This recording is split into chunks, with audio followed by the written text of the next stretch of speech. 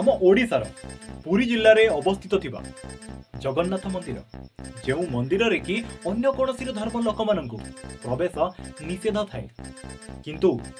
जेतेबेले रथयात्रा चलीथिला जणे मुसलमान पाई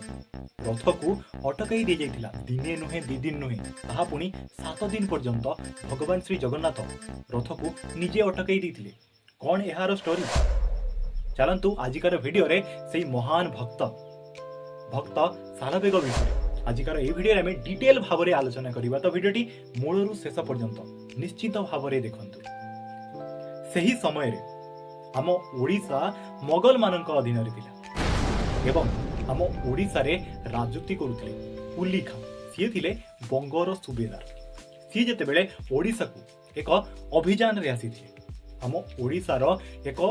सुंदरी विधवा स्त्री को देखिले एवं तांको जोर जबरदस्ती ताको अपहरण करिने को विवाह करिथिले एवं विवाह करिवा परे तार धर्म को परिवर्तन करिदेले एवं तांको ठारू जन्म नेला एही सालबेग एवं सालबेग तांको पितांको सहित अनेक एमिति युद्ध अभियान रे सीए मूलर ही भाग नउथिले। थरे कोन हैला ना सीए एक युद्ध अभियान रे भाग नउथिले एवं सीए बहुत लहुलुहाण होई युद्धरू फेरिले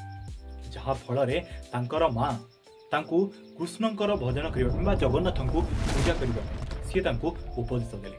एवं तांकर कथा मानी सी भगवान को पाखरे निवेदन कले एवं निज गुहारी को भगवान को जणाइले एवं प्रभु श्री जगतरनाथ जगन्नाथ तांको 7 दिन मध्यरे तांको कृपा बଳରେ तांको भल करिदिले जहा फल रे सेही दिन ठारू सालबेग प्रभु श्री जगन्नाथंकर बहुत बड़ भक्त हो गले। सी प्रभु श्री जगन्नाथ को दर्शन करने उद्देश्य रे पुरी को आसिले किंतु आम पुरी जगन्नाथ मंदिर रे गोटे नियम थिला कि जो नियम बल रे कि कौनसी अन्य धर्मर लोक माने मंदिर को प्रवेश करि परिबे नाही जहा फल रे सालबेग को मंदिर रे प्रवेश करबा पई अनुमति मिलिला नाही जहा फल रे सालबेग बहुत हताश हो गले एवं सीए संगे संगे वृंदावन को पळेले एवं सेठारे जाई से कृष्ण भजन कले एवं सेठारे अनेक भगवान को उद्देश्य रे अनेक भजन मान रचना कले किंतु तांकर तो मूल उद्देश्य थिला प्रभु श्री जगन्नाथ को से दर्शन करिबा। सेही समय रे से एक कथा सुनिबा को पाइले कि जे भगवान श्री जगन्नाथ रथयात्रा समय रे तांको भक्त माननकु दर्शन दियंती यहा सुनिबा मात्रे सीए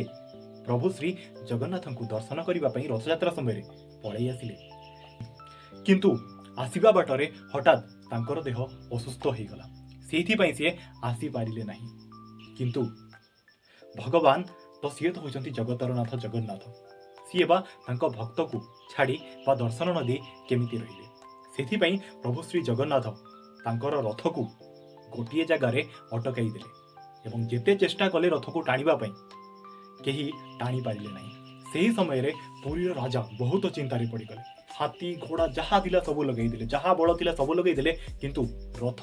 को टिके भी हलई पारिले नाही। एही समय रे राजा को एक स्वप्न हैला एवं राजा को प्रभु श्री जगन्नाथ कहिले कि जे मोर एक भक्त सालबेग जे कि आसुची सी आसीबा परे ही मोर रथ एठारू गड़िबो। एहा परे राजा ए भक्त सालबेग को जाईकी ससन माने पुरी को नेकी आसिले एवं आश्चर्य कथा जेते बेले सालबेग पुरी को आसीले ता परे जाई पुरी रे रथ गड़िथिला।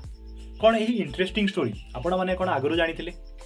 जदि जानिथिले ताहेले कमेंट बॉक्स रे निश्चय भावे कहिबे। एमिति इनफॉर्मेटिव वीडियो आम ए चैनल आमे रेगुलर बेसिक रे अपलोड करूछु जो माने भी एबे पर्यंत चैनल टी को सब्सक्राइब करि नाहंती दया करी चैनल टी को सब्सक्राइब कर दियंतु काहे कि ना एमिति वीडियो रेगुलर बेसिक रे आसुची। तो रहिली जय हिंद जय भारत जय ओडिशा वंदे उत्कल जननी।